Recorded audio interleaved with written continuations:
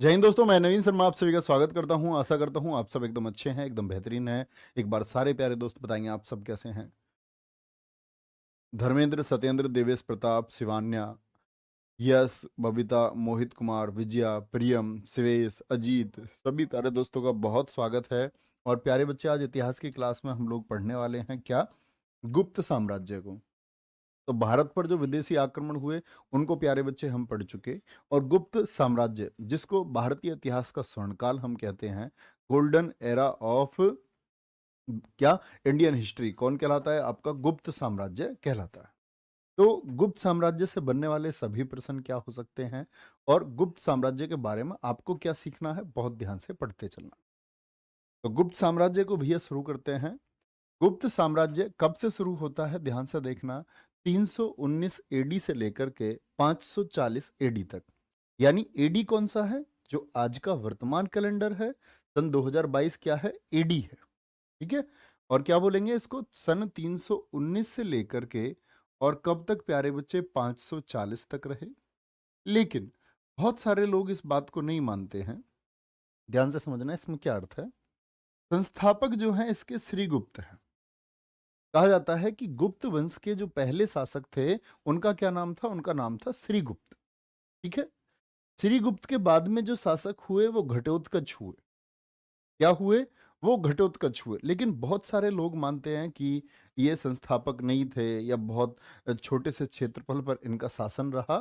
फिर भी कभी आपसे पूछा जाएगा कि संस्थापक कौन है, तो श्रीगुप्त है। फिर भैया 319 से क्या मतलब है? क्या श्रीगुप्त 319 में थे? नहीं। गुप्त वंश का जो काल काउंट होता है वो काल गिना जाता है चंद्रगुप्त प्रथम के समय से। ठीक है। किसके समय से? क्या बोलेंगे? चंद्रगुप्त प्रथम के समय से। तो श्रीगुप्त संस्थापक घटोत्कच, ये भीम के पुत्र घटोत्कच नहीं है, ये घटोत्कच है। कभी महाभारत वाले घटोत्कच आप इनको समझे। भैया आज जन्मदिन नहीं है मेरा, आज रात 12 बजे के बाद होगा। जन्मदिन कल है मेरा दोस्त। चंद्रगुप्त प्रथम। ठीक है। चंद्रगुप्त प्रथम, देखो यहां से ये वंश शुरू होता है। 319 एडी से लेकर के 334 एडी तक ये गद्दी पर रहे। इनके वर्ष आपको बहुत जगह गलत लिखे हुए मिलेंगे। यहाँ इस क्लास में जो इनके वर्ष हैं वो एकदम परफेक्ट लिखे हुए हैं। जैसे समुद्रगुप्त के गद्दी पर बैठने का वर्ष बहुत जगह गलत लिखा हुआ होता है, देखेंगे ध्यान से। चंद्रगुप्त प्रथम की बात करें तो प्यारे बच्चे ये क्या हुए? आपके तीसरे शासक हुए। यहां से वंश माना गया है और इन्हीं को गुप्त वंश का वास्तविक संस्थापक माना जाता है। तो बात समझे कि जो गुप्त वंश है, जिसको हम भारतीय इतिहास का स्वर्णकाल कहते हैं, उसमें पहले शासक संस्थापक कौन है? श्रीगुप्त हैं। फिर घटोत्कच हैं। और घटोत्कच के बाद कौन है? चंद्रगुप्त प्रथम है। और चंद्रगुप्त प्रथम को कहा जाता है वास्तविक संस्थापक। एक बार थम्स अप करेंगे आप लोग, वास्तविक संस्थापक समझते हैं ना? वेरी गुड भैया, थैंक यू। बर्थडे कल है पर यार तुम लोगों को कौन बताता है ये बातें। आज नहीं है, आज मत लिखो, आज क्लास पे ध्यान देंगे। ठीक है। गुप्त वंश का वास्तविक संस्थापक माना जाता है किसको? चंद्रगुप्त प्रथम को। ठीक है जी। चंद्रगुप्त प्रथम जिस दिन गद्दी पर बैठा, 319 ईस्वी में गुप्त संवत चलाया। क्या चलाया? गुप्त संवत चलाया। ये बहुत महत्वपूर्ण बात है। जैसे विक्रमी संवत मैंने आपको बताया, जैसे शक संवत मैंने आपको बताया, जैसे उसके बाद में क्या चला? आपका गुप्त संवत चला 319 एडी में। क्यों चला? क्योंकि इस दिन चंद्रगुप्त प्रथम गद्दी पर बैठे। उसी दिन राजा रानी का सिक्का भी चलाया। क्या बोलेंगे? उसी दिन इन्होंने राजा रानी का सिक्का भी चलाया। और इनकी पत्नी का नाम था कुमार देवी। क्या बोलेंगे? इनकी पत्नी का नाम था कुमार देवी। ठीक है। और यही दहेज में इनको भी प्यारे बच्चे वाराणसी का कुछ क्षेत्र मिला था। ठीक है। याद रखेंगे, लिच्छवियों से इनको क्षेत्र प्राप्त हुआ था दहेज में। ठीक है। लिच्छवी जानते हैं ना? मगध साम्राज्य के समय पर मैंने आपको पढ़ाए थे। तो दहेज के समय इनको दहेज किसने दिया था? लिच्छवियों ने दिया था। ये बात आप लोग याद रखेंगे। अच्छा, इतनी बात में कोई दिक्कत? चंद्रगुप्त वास्तविक संस्थापक हैं, 319 एडी में गद्दी पर बैठे और उसी दिन राजा रानी का सिक्का भी चलाया था। बहुत बढ़िया। ठीक है, वेरी गुड। आ गया समुद्रगुप्त। और चंद्रगुप्त प्रथम के बाद में गद्दी पर कौन आया प्यारे बच्चे? वो समुद्रगुप्त आया। ठीक है, इसके लिए आपको कई जगह 350 लिखा हुआ मिलेगा, 334 लिखा हुआ मिलेगा, वो सब गलत है। तो क्या बोलेंगे? 335 एडी से लेकर के 380 एडी। ठीक है, 335 एडी से लेकर के 380 एडी भारत का नेपोलियन किसको कहते हैं हम? भारत का नेपोलियन। और भारत का नेपोलियन किसने कहा है? विंसेंट स्मिथ ने कहा है। और विंसेंट स्मिथ की बुक का नाम है अर्ली हिस्ट्री ऑफ इंडिया। क्या बोलेंगे? Early history of India. इसने 9 + 12 राजाओं को, कुल कितने राजाओं को? 21 राजाओं को हराया। और प्यारे बच्चे अन्य नाम क्या है? कविराज के नाम से किसको जाना जाता है? समुद्रगुप्त। परम भागवत के नाम से समुद्रगुप्त। परम क्रमांक के नाम से समुद्रगुप्त। लिच्छवी दोहित्र के नाम से किसको? वो आपका समुद्रगुप्त। और व्याघ्र पराक्रम के नाम से, और साथ में यहां पर एक नाम और मिलेगा आपको, समरसत के नाम से। क्या बोलेंगे? समरसत के नाम से। और एक नाम आता है काच। काच के नाम से किस शासक को जाना जाता है? अब आएंगे ध्यान, टॉपिक को समझेंगे। मैंने बोला चंद्रगुप्त प्रथम के बाद गद्दी पर कौन आ गए? समुद्रगुप्त। इतने पराक्रमी शासक, इतने शानदार शासक, और बोलते हैं एक शासक में, शासक होने के लिए, राजा होने के लिए जो उत्साह का गुण होना चाहिए वो समुद्रगुप्त में कूट कूट करके भरा हुआ था। इसीलिए इनकी तुलना नेपोलियन से की गई। नेपोलियन के खिलाफ भी आप देखोगे यूनान में बहुत सारे राजा इकट्ठे हो गए जिन्होंने आपस में एक अलायंस कर लिया, संधि कर ली कि नेपोलियन को हराना है, लेकिन नेपोलियन को नहीं हरा पाए। ऐसे ही भारत में ये जो 12 राजा है ना आपके, ये 12 राजा थे साउथ के, जिन्होंने एक अलायंस की, एक संधि की कि हम लोग इकट्ठे हो जाते हैं और ये जो समुद्रगुप्त है मगध में, इसको हमको हराना है। ऐसे ही प्रयास किया आपके 9 राजा जो नॉर्थ के थे। कहां के थे? नॉर्थ के थे। साउथ के राजाओं को हम बोलते हैं दक्षिणावर्त। दक्षिणावर्त के शासक थे ये। और इनको बोलते हैं 9 को आर्यव्रत के शासक, उत्तर भारत वाले आर्यव्रत के शासक थे। वर्त। तो कितने राजाओं को हराया है? कुल 21 राजाओं को हराया है। इसलिए एक यूनानी इतिहासकार है विंसेंट स्मिथ। विंसेंट स्मिथ ने कहा है अर्ली हिस्ट्री ऑफ इंडिया में समुद्रगुप्त को क्या आपका बोलेंगे? भारत का नेपोलियन। कविराज, कवि यानी कविताओं का शौक इनको था, और कई अपने सिक्कों पर वीणा बजाते हुए भी इनको दिखाया गया है। क्या दिखा बजाते हुए? वीणा। देवी सरस्वती जी आपने देखी होंगी, उनके पास क्या है? वो वाद्य यंत्र है। तो वो म्यूजिकल इंस्ट्रूमेंट जिसको आप कहते हैं उसका नाम है वीणा। तो वीणा ये भी बजाते थे और कविताओं का बड़ा शौक था। ठीक है भैया, टू मच थैंक यू, वापस आ जाओ। इतनी बात समझे नेपोलियन क्यों है, कितने राजाओं को हराया है? 9 और 12 राजाओं को।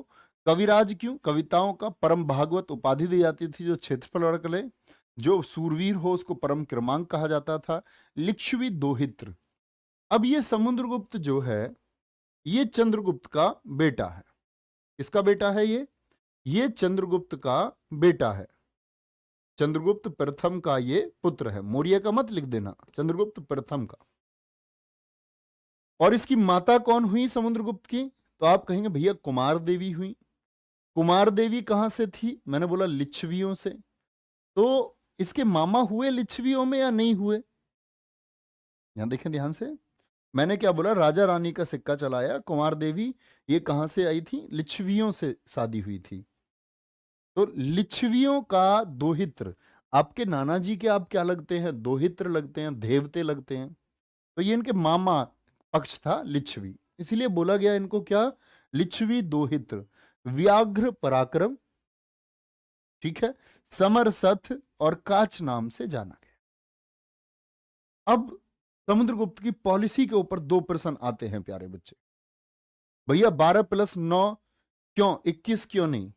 12 + 9 मैंने बता दिया, 12 शासक थे आपके, कुल 21 नहीं लिख रखा है मैंने। 12 दक्षिण के शासकों को और 9 उत्तर भारत के शासकों को, इसलिए इकट्ठा 21 नहीं लिखते हैं। आगे आएंगे। तो प्यारे बच्चे, जो उत्तर के नॉर्थ में कितने लोग हराए इन्होंने? नॉर्थ के 9 राजा हराए, 9 राजा हराए। और इनके लिए जो पॉलिसी है इसका नाम है राज्य राज्य प्रशमोद्धरण, राज्य प्रशमोद्धरण, राज्य प्रशमोद्धरण नीति। उत्तर के लिए इन्होंने राज्य प्रशमोद्धरण नीति का प्रयोग किया। कौन सी पॉलिसी? राज्य प्रशमोद्धरण। आप कहेंगे भैया ये पॉलिसी का क्या अर्थ है?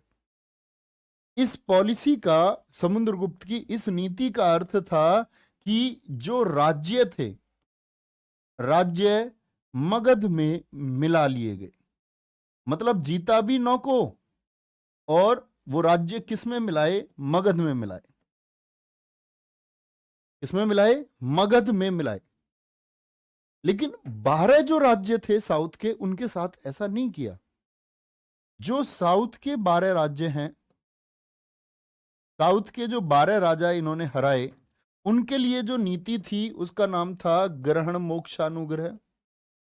ग्रहण मोक्षानुग्रह बहुत इंपॉर्टेंट क्वेश्चन है, यूपीपीसीएस परीक्षा में पूछा जा चुका है कि समुद्रगुप्त ने दक्षिण भारत के राजाओं के प्रति किस नीति का अनुसरण किया था, कौन सी पॉलिसी थी जिसको उन्होंने फॉलो किया? तो वो है ग्रहण मोक्षानुग्रह। उसमें तो भैया राज्य मिला लिए गए, इसमें क्या था कि धन लिया इनसे और राज्य छोड़ दिए गए। जा बेटा, जा सिमरन, जी ले अपनी जिंदगी। राज्य छोड़ दिए गए। चाणक्य का यही मानना था। आचार्य चाणक्य का मानना था कि जो राजा है उसको तुम एटलीस्ट जाकर के ये प्रूव करो कि तुमसे ज्यादा शक्तिशाली कोई है। उसका धन ले लो और उसको राजा बने रहने दो। उसको ये एहसास होगा कि तुमसे शक्तिशाली कोई है, और वो तुम्हारे परचम को, तुम्हारे परिचय को और ज्यादा बढ़ाएगा। चर्चाएं होंगी ना, ये किसकी वजह से आज गद्दी पे बैठा हुआ है? एक तरफ तो क्षेत्र छीन लिया और एक तरफ उदारता। वाह कि समुद्रगुप्त ने राज्य नहीं छीना। दक्षिण में बहुत लोकप्रियता बढ़ी कि हराता तो है लेकिन राज्य नहीं लेता। ठीक है भैया, आज के टाइम में मगध कहां पड़ता है बेटा? 16 महाजनपद की कक्षा में मैंने आपको बताया कि आज का उत्तर प्रदेश बिहार वाला क्षेत्र पहले मगध था। प्लीज सारी क्लासेस देखा करो। यह संगीत प्रेमी था, यह संगीत प्रेमी था। सिक्के पर वीणा बजाते हुए दिखाया गया है। कौन शासक है गुप्त साम्राज्य का जिसको सिक्कों पर वीणा बजाते हुए दिखाया गया है? समुद्रगुप्त। इनके दरबारी हरिसेन थे, एक विद्वान है ये हरिसेन, जिसने प्रयाग प्रशस्ति अभिलेख लिखा है। तो ये समुद्रगुप्त के बारे में जो कुछ भी हम जान पाते हैं कि समुद्रगुप्त ने 9 राजाओं को हराया, 12 दक्षिण के राजाओं को हराया, ये सब उल्लेख कहां से हमको मिले हैं? क्या बोलेंगे? प्रयाग प्रशस्ति अभिलेख से मिले हैं। किससे मिले हैं? प्रयाग प्रशस्ति अभिलेख से मिले हैं। इनके पास एक संगठित नौसेना थी। गुप्त वंश का वह शासक कौन सा था जिसने नौसेना का गठन किया था? समुद्रगुप्त। और इसी के समय प्यारे बच्चे ये याद रख लेना, प्रयाग प्रशस्ति अभिलेख ये भी संस्कृत में है। उस समय के ज्यादातर जो अभिलेख हैं वो संस्कृत में है। इसके पास एक संगठित नौसेना थी और इसी वंश में लिखा गया है एक एरण अभिलेख। एरण अभिलेख से क्या पता चलता है हमको? सती प्रथा प्रचलित थी। यानी जो गुप्त वंश था उसमें सती प्रथा। भैया सती प्रथा क्या होता है? तो प्यारे बच्चे, जब पति की मृत्यु हो जाती थी तो जो जीवित पत्नी होती थी ना उसकी, तो पति को तो चिता में जलाते थे, साथ में जिंदी स्त्री को बैठा देते थे। बोले पति गए तो तुम्हारा कोई काम नहीं है अब इस दुनिया में। सोचो कि कितना, कितनी क्रूर चीज रही होगी, कितनी अमानवीय घटना यह है, जो 1829 में राजा राम मोहन राय जी के प्रयासों से बेंटिक के कार्यकाल में खत्म होगा, वो मैं आपको पढ़ाऊंगा। सती प्रथा प्रचलित थी। भानुगुप्त ने जारी कराया। भानुगुप्त ने जारी कराया किसको? एरण अभिलेख को। भाषा कौन सी है इन अभिलेखों की? संस्कृत है। ठीक है, तो दिक्कत कौन सी भाषा है इनकी? तो आप कहेंगे प्यारे बच्चे,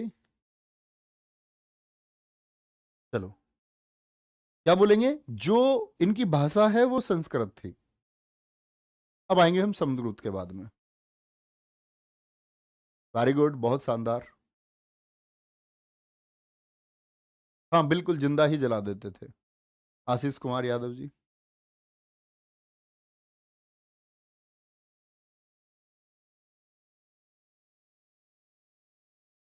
अपने मन से जो सती हो, नहीं ऐसा नहीं था कि सभी को होना जरूरी था। बहुत सारे इसका विद्रोह कर देते थे, कहते थे हम तो नहीं बैठेंगे चिता पे, नहीं बैठ रहे। लेकिन उसकी स्थिति, विधवा की स्थिति समाज में, बोलते ना, उसका इतना निरादर किया जाता था कि लोग कहते थे कि जहां विधवा के पैर पड़ जाएंगे वो जमीन अपवित्र हो जाएगी। तो जो बहुत अमीर घराने थे उनकी बेटियां नहीं करती थी, क्योंकि उनकी कौन ही बेइज्जती करता। गरीब के लिए दुखदाई था। गरीब कहते हैं ना कि भाई सारी सामाजिक व्यवस्थाएं फॉलो सबसे ज्यादा किसको करनी पड़ती है? गरीब को। जातिगत विवाह है, जैसे अपनी जाति में शादी होगी, अमीर से कोई नहीं कहता। सेलिब्रिटी कहीं भी कोई भी शादी कर लेता है, कोई नहीं कहता कुछ भी। सबसे ज्यादा किसको झेलना पड़ता है? गरीब को। समुद्रगुप्त के दो बेटे थे। समुद्रगुप्त के दो पुत्र हैं, चंद्रगुप्त द्वितीय और रामगुप्त। क्या बोलोगे? और रामगुप्त है। ठीक है, और ये रामगुप्त की पत्नी है ध्रुव देवी। कौन है? पत्नी ध्रुव देवी है। और इनके समय पर एक शक शासक है। मैंने आपको पहले ही कहा था ये कौन है? ये अंतिम शासक है। थम्स अप करें।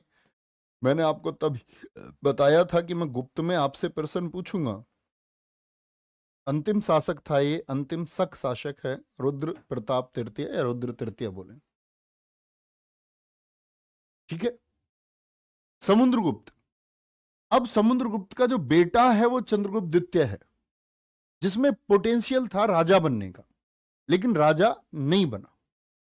जैसे आपको भी कई बार लगता होगा आपके अंदर पोटेंशियल है, ये नवीन शर्मा सर क्या इतिहास पढ़ा सकते हैं, इनसे बेहतर इतिहास मैं पढ़ा सकता हूं, ये वाला पोटेंशियल। हो सकता है कोई छात्र आप में से बहुत शानदार हो, तो चंद्रगुप्त द्वितीय लायक है, लेकिन उसको नहीं मिल रहा है। और ये किसको मिला? रामगुप्त को गद्दी मिलती है, गद्दी पर आता है रामगुप्त। तो यही स्थिति आपकी है। जैसे चंद्रगुप्त द्वितीय, गद्दी नहीं मिली है आपको, जैसे सिलेक्शन नहीं मिला, तो आपको लेना होगा। इसके लिए मौका मिलता है, उसके लिए उत्साह की जरूरत है। इस समय पर बहुत ये शक राजा रुद्र तृतीय, जिसको बत्सा के नाम से भी जाना जाता है, बरसा भी जिसको कहते हैं, इसने घेरा डाल लिया। घेरा डाल लिया सारे मगध पर, सारे पाटलिपुत्र पर, और बोला रामगुप्त से कि अब कंट्रोल करेंगे, अब मगध हम चलाएंगे। और साथ में मैसेज भिजवाया रामगुप्त को कि डेरा हट सकता है, लेकिन तुमको अपनी जो बीवी है ध्रुव देवी, बड़ी सुंदर थी, कि बीवी हमको दे दो और हम हमला नहीं करेंगे, कंट्रोल नहीं करेंगे। अब समझो कौन आदमी बीवी को देगा? हिंदुस्तान में बीवी स्त्री मतलब इज्जत, स्वाभिमान, देवी, इसको पूजा जाता है। तो लेकिन ये रामगुप्त इतना कमजोर है, इतना कमजोर है कि बीवी को देने को तैयार हो गया। यार राज्य रहेगा तो बीवी और आ जाएगी, दूसरी बीवी ले आएंगे। क्या हो गया यहां पर? ध्यान से देखें। यही खबर मिलती है चंद्रगुप्त द्वितीय को। इसके लिए दो कहानियां हैं। देवी चंद्रगुप्तम एक नाटक लिखा गया है, इसमें दो कहानियां हैं प्यारे बच्चे। कौन सी कहानी? एक कहानी तो यह है कि नाटक में और अन्य लेखों के अनुसार कि ध्रुव देवी का संपर्क था किससे? चंद्रगुप्त द्वितीय से। इसने जाकर के कहा कि रामगुप्त मुझे शक राजा को दे देगा, तुम कुछ करो। तो बोला डोंट वरी, हम देख लेंगे, डोंट वरी। और चंद्रगुप्त द्वितीय कहते हैं कि ध्रुव देवी का भेष धारण करके डोली में बैठ के तरीके से कहां गए? रुद्र तृतीय के पास, और वहां जाकर के रुद्र तृतीय की हत्या कर दी, फुल स्टॉप लगा दिया, उसकी हत्या कर दी। और फिर आकर के इसको पकड़ा। हाँ भाई तू बता, घर की स्त्रियों को देने के लिए तैयार हो जाता है, इसको भैया उड़ा दिया। ठीक है, तो फाइनल बात क्या है कि देखो, मौका मिला चंद्रगुप्त द्वितीय को, नहीं जीवन में आपको भी मौका मिलता है राजा बनने का। राजा यानी कि अभी आप रजवाड़े तो नहीं आप टेक ओवर कर सकते, लेकिन आप देश के प्रधानमंत्री जरूर बन सकते हो। तो आपको जब जब मौका मिले आगे बढ़ने का, तो आपको उस पर काम करना होगा। अभी सिलेक्शन के लिए आपको मौका मिल रहा है, तो सेलेक्ट हो जाइए।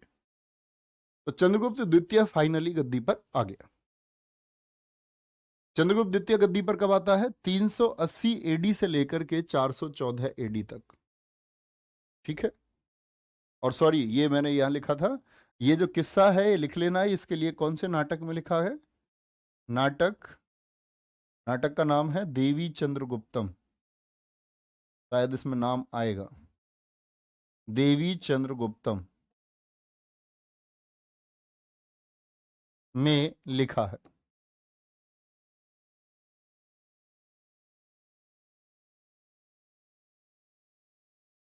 चंद्रगुप्त द्वितीय, ये बात मैं आपको बता चुका हूं कि ये विक्रमादित्य नहीं है जिन्होंने विक्रमी संवत को चलाया। मैंने आपको बोला आज कौन सा साल चल रहा है? 380, और वो 57 साल पहले, यानी कि लगभग अगर हम बात करें तो 425 साल पहले चल चुका है विक्रमी संवत। इसको कभी बहुत सारे बच्चे समझते हैं कि इन वाले विक्रमादित्य ने, ये 14वें विक्रमादित्य हैं। विक्रमादित्य क्या है? एक टाइटल था कि जो उत्तर पश्चिम वाले क्षेत्र में अपने साम्राज्य को फैलाएगा वो विक्रमादित्य होगा। तो राजा खुद ही विक्रमादित्य बोलते थे। ठीक है, तो ये कौन है? 14 विक्रमादित्य में से थे, एक थे। चंद्रगुप्त द्वितीय 380 से 414, इनकी उपाधि है सकारी, क्योंकि इन्होंने सको को हराया। सक धन अरी, अरी मतलब दुश्मन बन गए ये सको के।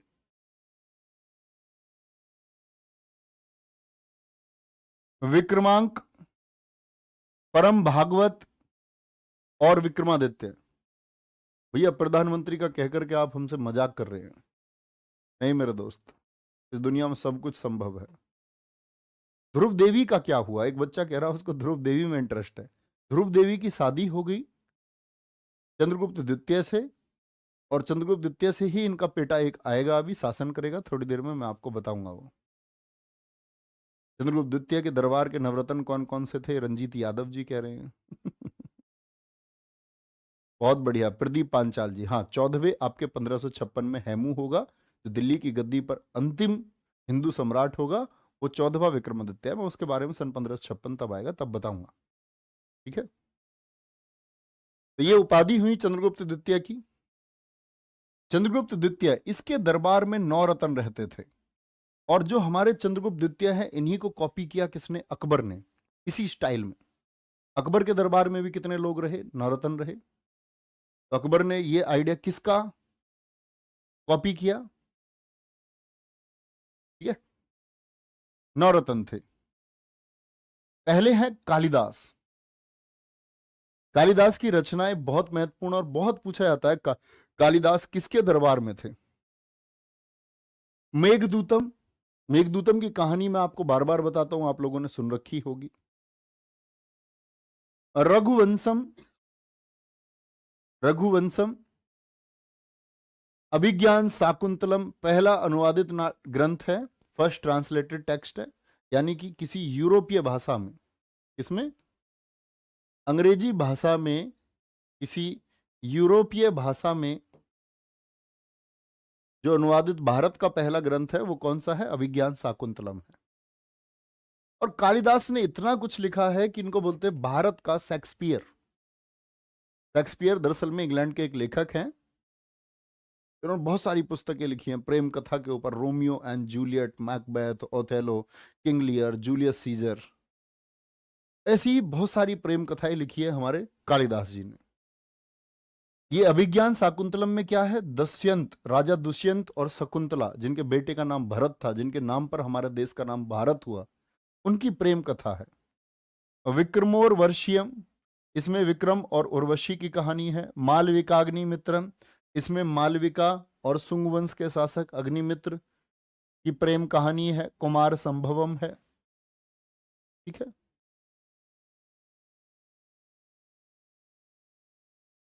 कोई दिक्कत? भैया रत्न क्या होते हैं? रत्न का मतलब होता है आभूषण, जेम्स। इतने इंटेलिजेंट लोग जिनकी मदद राजा लेते हैं। आपको ना तो हिंदी में पता है रत्न क्या होता है, ना इंग्लिश में जेम्स पता है। और सरकार के पैसे खाने के चक्कर में तुम हो कि सरकार पूरी जिंदगी तुमको तनख्वाह दे दे। सरकार इतनी मूर्ख नहीं है प्यारे बच्चे, कि पूरी जिंदगी तनख्वाह भी सरकार उसको देती है जो जानता है। तो ये किसकी रचनाएं हैं? कालिदास की मेघदूत, रघुवंशम। ऊपर देखो ये बच्चे का क्या नाम है। और इनको इस कहानी में भी कह रहा सर जी मुझे थोड़ा सा बोरिंग लग रहा है, ऊपर आ रहा है ये। इनके पैसे लौटाओ इनको, जहां तुमको बड़ा मजा आए वहां जाकर के एक बार पढ़ें। बड़ा लोग 15 दिन में इतिहास पढ़ा देते हैं तुमको। अभी तुम छोटे बच्चे हो, पता चलेगा। चलो रहने दो। लेकिन इनको ऐसे उसमें पहुंचाओ कि आज के बाद ये यहाँ कमेंट ना करें। देखा करो यार तुम लोगों को, अच्छे बच्चों के चक्कर में जो खुद से हताश है, खुद से परेशान है, जिसकी बुद्धि बंद है, उसका कमेंट सेक्शन में क्या काम है? और मैं नहीं चाहता ऐसे लोग रहे। तुम सोचो तुम अपने घर में सुबह सुबह उठे और तुमको 10-20 लोग ऐसा है तो सोता रहता है यार, ये करता रहता है, लेकिन कोई आदमी आए और तुमसे बोले कोई बात नहीं अभी नींद पूरी नहीं हुई है, लेकिन कोशिश करना कल से जल्दी उठना, तो तुमको बड़ा अच्छा लगेगा। आ जाएंगे। अब प्यारे बच्चे यहाँ पर मेघदूत, मेघदूत की कहानी भी है, जिसमें सीखने के लिए, हमारी टेक्नोलॉजी को जोड़ने के लिए कहानी है कि मेघदूत की कहानी सुनिए, यस और नो। पहले आप लोग बताएं, अगर सुन रखी है तो फिर छोड़ते हैं। पहले तो कालिदास हैं प्यारे बच्चे, दूसरे हैं भारत के महान गणितज्ञ वराहमिहिर।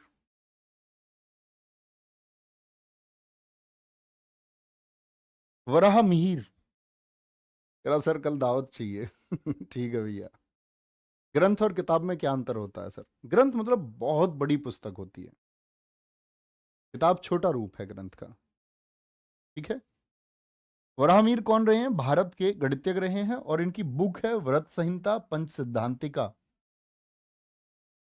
कौन कौन सी पुस्तकें लिखी हैं इन्होंने? व्रत संहिता और पंच सिद्धांतिका, ये वराहमिहिर ने।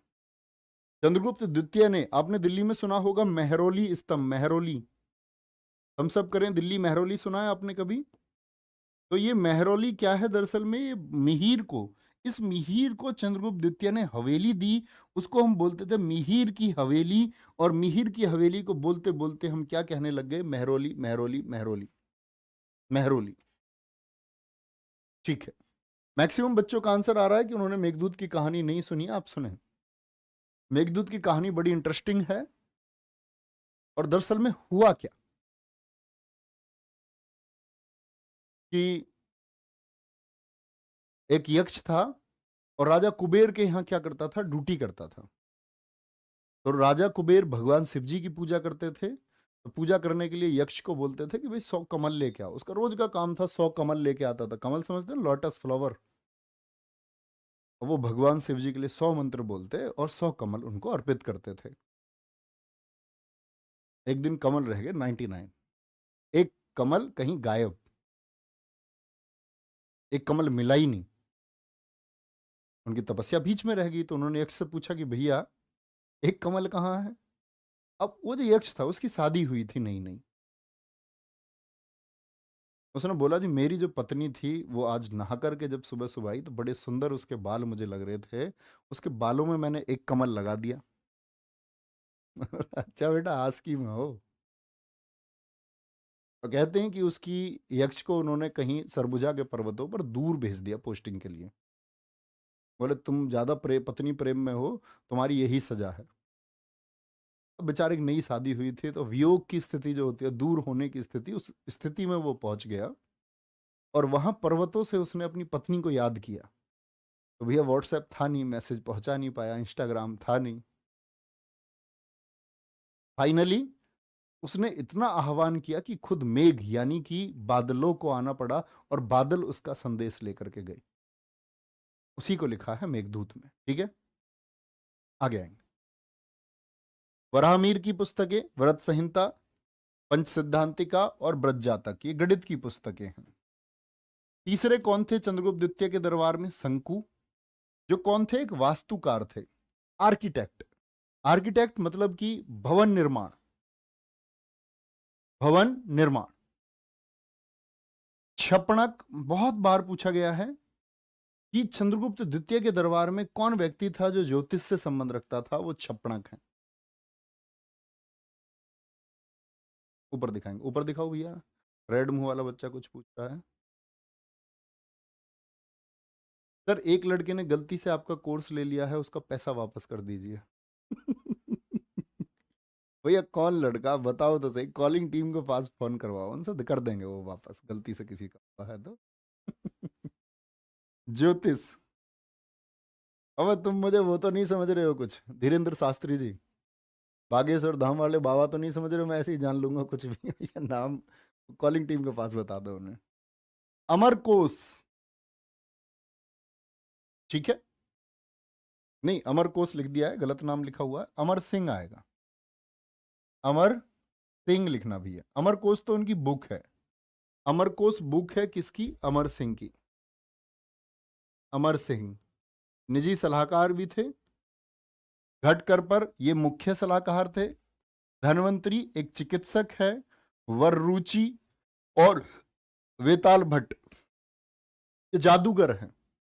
आपने सुना होगा कि बेताल, विक्रम बेताल की कहानियां, वो कमर पर बैठ जाता था, कहानी सुन के ही वापस जाता था, नहीं तो कमर पे चिपक के रहता था। तो एक वेताल भट्ट जी का नाम बताया गया जो जादूगर थे। अब यहां धन्वंतरी बहुत महत्वपूर्ण है, बार बार पूछे गए हैं। तो प्यारे बच्चे धन्वंतरी नाम से समझना, धन्वंतरी एक प्राचीन नाम है। धन्वंतरी देवताओं के भी चिकित्सक रहे हैं। एक धन्वंतरी तो वो है।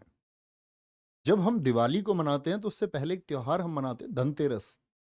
तो धनतेरस मनाया जाता है धन्वंतरी की याद में, जो कौन है? देवताओं के डॉक्टर थे।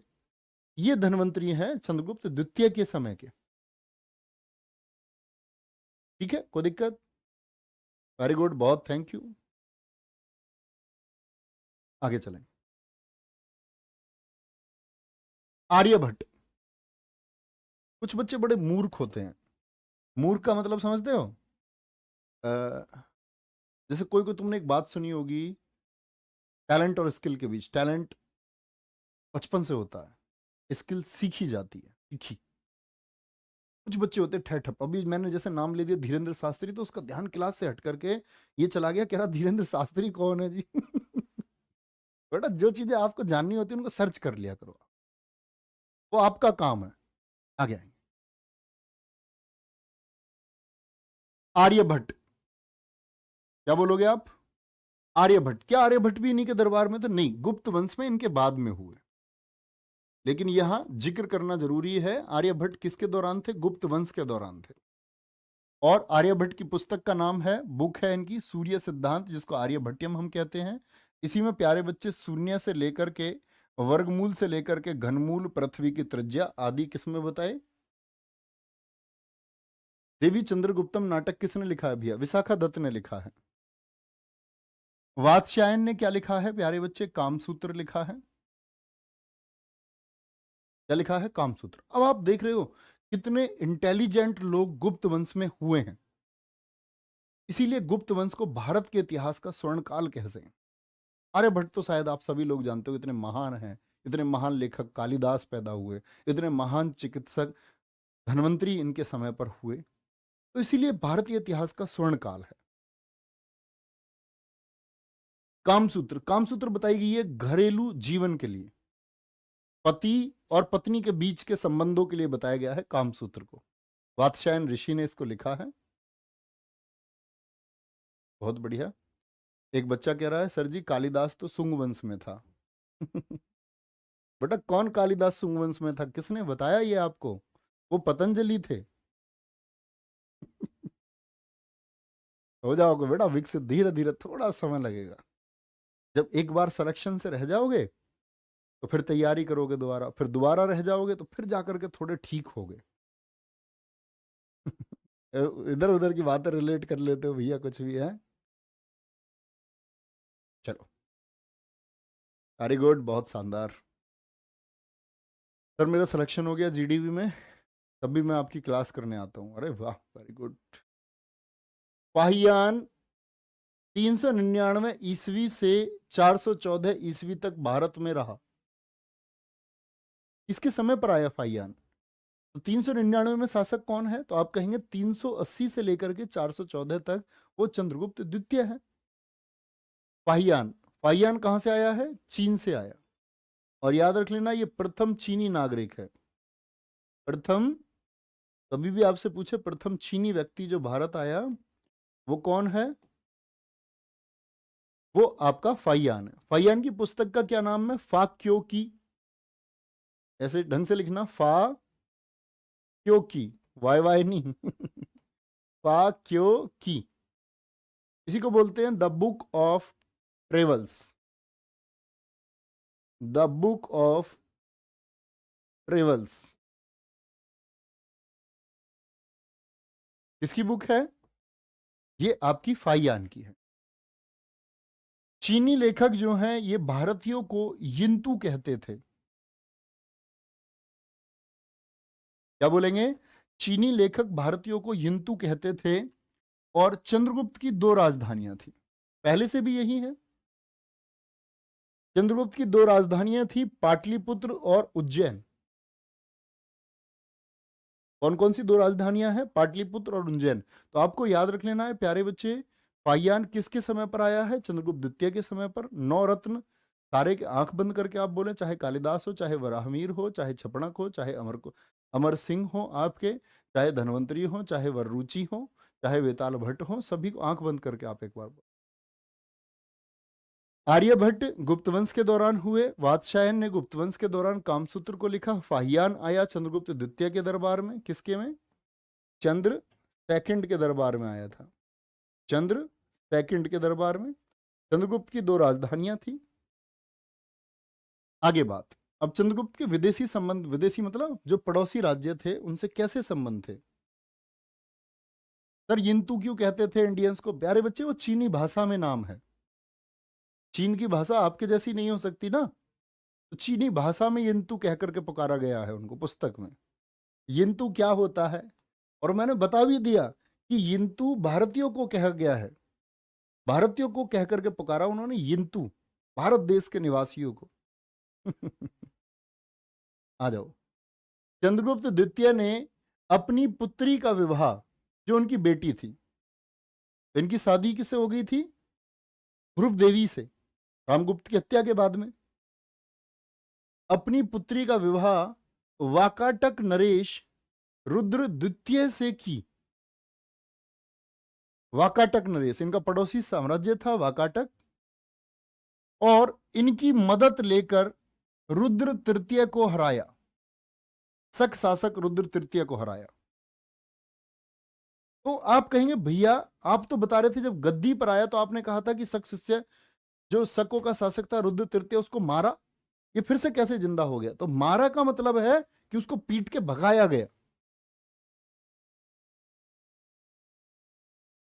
और फिर से उसने जो अपनी स्ट्रेंथ बनाई उसका बदला कब लेते हैं? उसके लिए जब वो शक और पावरफुल हो गए तो वाकाटक नरेश रुद्र द्वितीय की मदद लेकर के रुद्र तृतीय को हराया।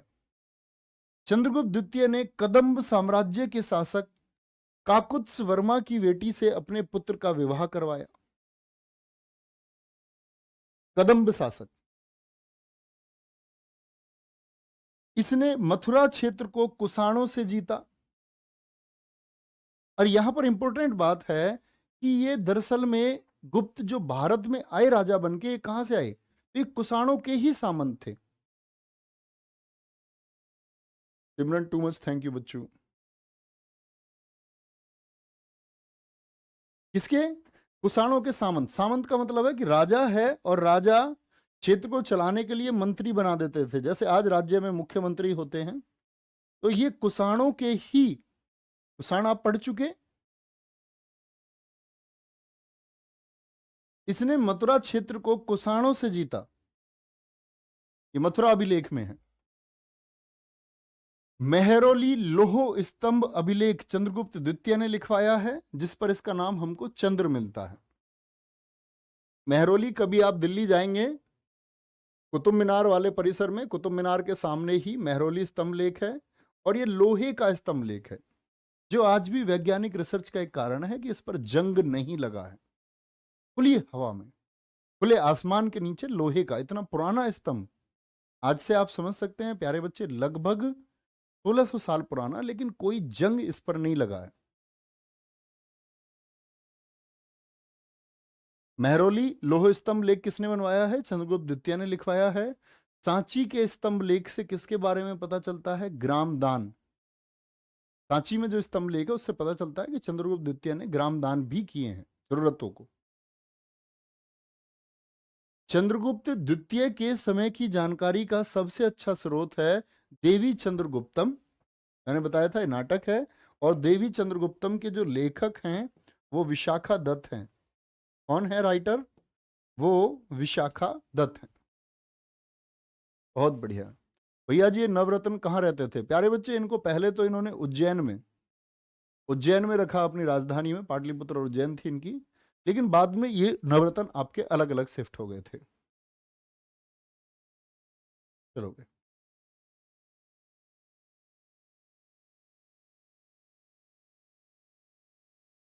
कोई दिक्कत? पुष्पेंद्र को ब्लॉक करिए,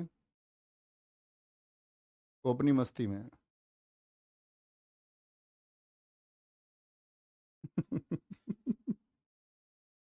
और दिखाओ, और कोई नमूना है एक आध? बड़ा मजा आता है नमूनों की बात पढ़ के।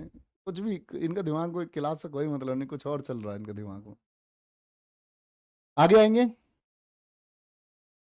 नेक्स्ट है। और आज के बाद नाम नहीं लूंगा मैं, ऐसे कहा करूंगा, मैंने कहा ऊपर ऊपर इस वाले को ब्लॉक कर दो, ताकि तुमको भी पता नहीं चले ब्लॉक हुआ कौन सा है। सबसे बढ़िया तरीका ये है, ठीक है। और चंद्रगुप्त द्वितीय के बाद में आता है आपका कुमारगुप्त प्रथम। कौन आया? कुमारगुप्त प्रथम। कब से कब तक है?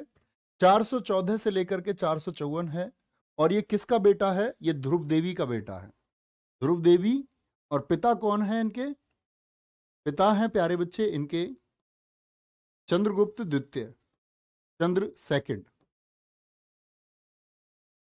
देखो यहां पे गलत लिखा हुआ है, इसको ठीक कर लेना। कौन है पिता? चंद्रगुप्त द्वितीय है। नालंदा विश्वविद्यालय की स्थापना किसने की? नालंदा विश्वविद्यालय की स्थापना के लिए जाना जाता है कुमारगुप्त को। इन्हीं की उपाधि है महेंद्रादित्य। और मोर और कार्तिकेय, क्योंकि ये कार्तिकेय भगवान के उपासक थे, मोर और कार्तिकेय के चित्र वाले सिक्के चलवाए चांदी के, किसने? कुमारगुप्त प्रथम ने चलवाए। अब यहां पर बच्चे एक इंपॉर्टेंट बात आती है, अगर आपसे कोई पूछे, ये ध्यान से सीन 2 पर दिखाना, तब बच्चों को दिखेगा। सोने का सिक्का,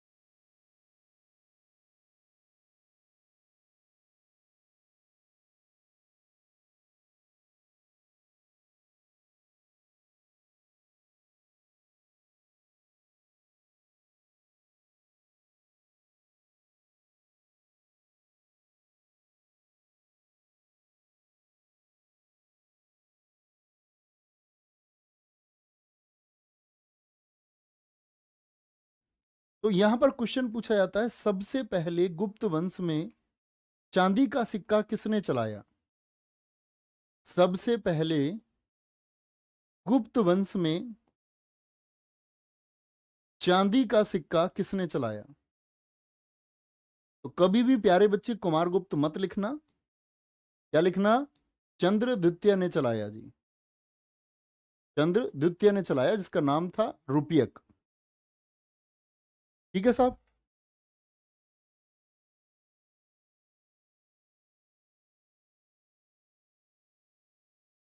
हेलो हेलो हेलो हेलो। अब फोन में देखो ना अपने में, आवाज के लिए बच्चे बोल रहे हैं, देखो एक बार फोन में। अभी आवाज आई क्या प्यारे बच्चे?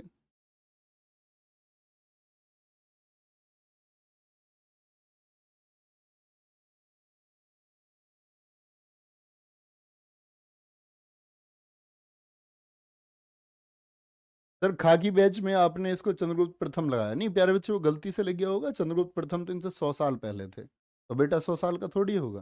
तो चंद्रगुप्त द्वितीय वो कभी कभी हो जाता, आप उसको वहां एडिट कर लेना, शायद गलती से लिख गया हो। मोर और कार्तिकेय के चित्र वाले सिक्के किसने चलाए हैं? वो कुमारगुप्त प्रथम ने लगाए हैं। ठीक है, अभी आवाज ठीक आ रही है? तो मैंने बोला अगर पूछा जाए सबसे पहले चांदी का सिक्का किसने चलाया, तो कभी कुमारगुप्त ना लिखना, क्या लिखना? चंद्रगुप्त द्वितीय लिखना, क्योंकि चंद्रगुप्त द्वितीय ने रुपयक नाम से चांदी का सिक्का चलाया। बहुत इंपॉर्टेंट है।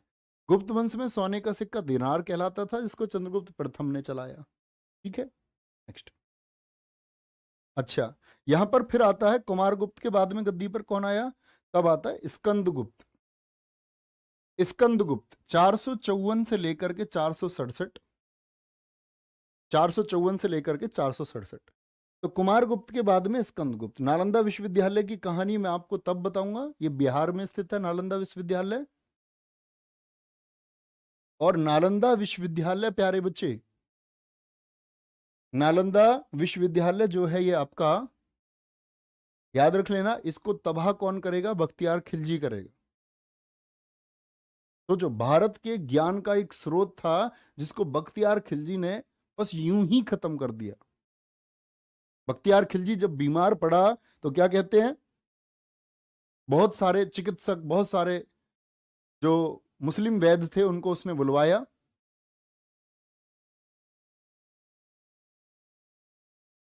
और ठीक नहीं हुआ। ठीक नहीं हुआ तो सब लोगों ने बोला जी वहां आचार्य शीलभद्र रहते हैं नालंदा में, उनको बुलवाओ। तो उसने बोला कैसे ठीक होगा?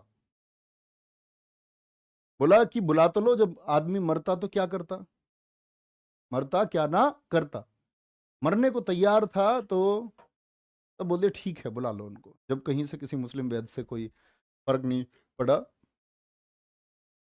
आकर के एक शर्त रखता है, नालंदा से जो अध्यापक आए उनसे एक शर्त रखता है, कहता है कि तुम्हारे हाथ की बनी कोई दवाई नहीं खाऊंगा, अगर तुम्हारे अंदर शक्ति है तो ऐसे ही ठीक करो। मैं बोला ठीक है ऐसे ही ठीक कर देंगे। बोलेंगे आपकी आदत क्या है? बोले मैं कुरान पढ़ता हूँ सिर्फ। उन्होंने कुरान की लिपियाँ कुछ दे दी उनको कि ये पढ़ना, ये वाली अलग से पुस्तक ला करके, और वो पुस्तक पढ़ी कुरान, और खिलजी ठीक हो गया, बख्तियार खिलजी। उसने बोला उसको पकड़ के लेके आओ, आचार्य शीलभद्र जी को लेके आओ। बोले क्या किया था? तो उन्होंने बोला कि मैंने कुरान के जो पेज थे, जब आपने उंगलियों से ये पलटे होंगे, तो मैंने इनमें एक दवाई का लेप लगा रखा था, और राधा की आदत थी ऐसा पलटता, थूक लगा करके पेज, बचपन में जैसे तुम पलटते आए हो। भैया क्या हुआ कि वो ठीक हो गया, और ठीक हो गया तो उसने बोला ये ज्ञान का स्रोत कहाँ है? उन्होंने बोला नालंदा है। बोले नालंदा को आग लगा दो। 90,000 पुस्तकें, भारतीय ज्ञान का एक स्रोत था। कहते हैं कि भारत दर्शन की सभी प्राचीन पुस्तकें नालंदा विश्वविद्यालय में, बड़े लोग पढ़ने आए हैं। फाहियान बौद्ध धर्म के लिए नालंदा जैसी जगह पर आपका आया। ऐसा नहीं था नालंदा एकदम से बना, नालंदा विहार पहले से था। फाहियान पहले आया, उस समय भी नालंदा था, लेकिन नालंदा को एक रूप दिया कुमारगुप्त ने, उसको एक बिल्डिंग बनाई, एक स्ट्रक्चर बनाया उसका। था तो पहले से, तो कहते हैं वो जलता रहा, और बहुत दिनों तक आग जलती रही नालंदा विश्वविद्यालय में, जो इन्होंने खत्म कर दिया। ठीक है, कोई दिक्कत इस बात में?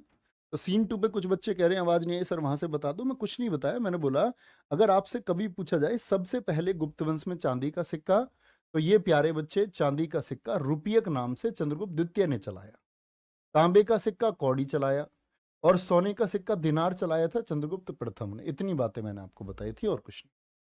ठीक है सर, खिलजी बीमारी से मर जाता तो बहुत अच्छा होता। बिल्कुल सोम प्रकाश जी एकदम ठीक कह रहे हैं, बहुत बढ़िया। तो अपना ख्याल रखिए बहुत सारा। ठीक है, और कल से हमारी क्लास चालू होगी, कहाँ से? स्कंदगुप्त से लेकर के, और गुप्त वंश के दौरान जो भी निर्माण हुए वो हम सब पढ़ेंगे।